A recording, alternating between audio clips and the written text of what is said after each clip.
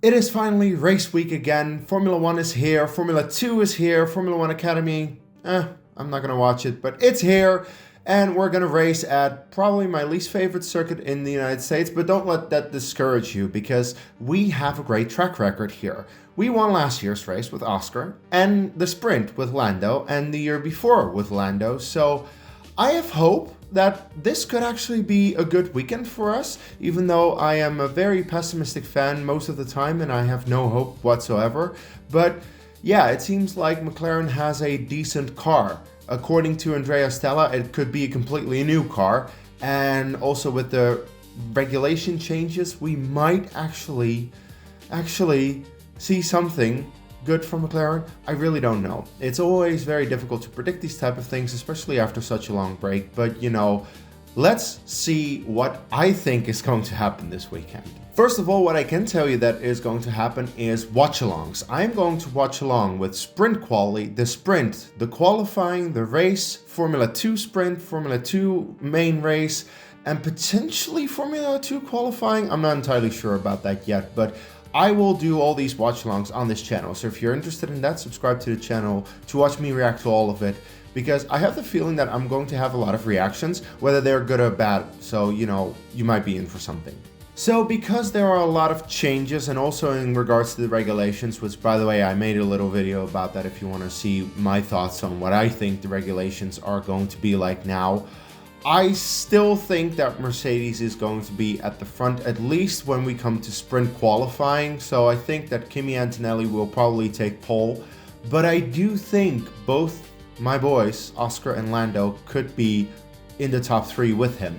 I think that Oscar and Lando have a very good track record around Miami. They both like the track quite a lot.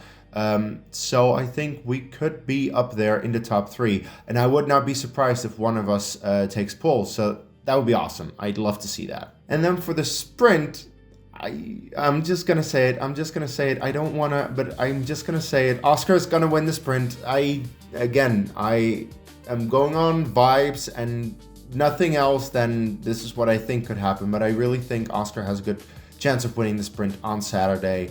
And then Kimi second probably, and then Lando third. So yeah, that's my prediction. I have no idea, but I'm hopeful. Okay, I don't want to be hopeful because it's the pain, it's the hope that kills you. But I need to believe. I need to believe that my team can do something. Come on.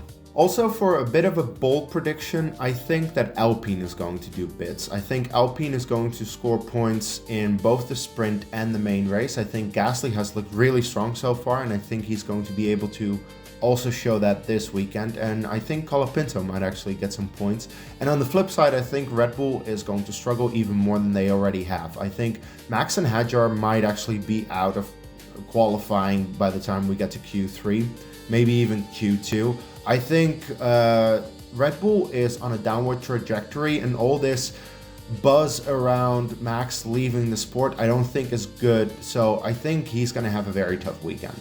But anyway, let's focus on main qualifying, and I think by the time that we get to main qualifying, Kimi will have actually shown to George that George needs to wake up. George has been sleeping a little bit ever since he won the first race, and I think he's going to wake up and he's going to take pole. And it's going to be a statement pole from George. I think that he is going to be like, okay, I have the fastest car. We're going to turn up the engine. We're going to lock in. And he's going to do probably also convert it to the win. But I'll get into the actual race predictions in a moment. First of all, I just want to say, I still think we're in a good position to qualify well. Oscar and Lando, again, they know the track. They know how to qualify here. They know how to race here. I think for qualifying, we're gonna challenge for pole position, but we're at least gonna be in the top three with one of them. So I think that George will take pole ahead of Oscar, ahead of Kimi, and then maybe Lando. But I think it is going to be a close battle between Mercedes and McLaren, and that would be good, because I think we need a close battle between at least two teams. The inter-Mercedes battle is one thing, but you need another team to challenge them, and I don't think Ferrari is gonna be up there. Like, Ferrari is probably gonna be in the top six, but that's pretty much expected of them right now.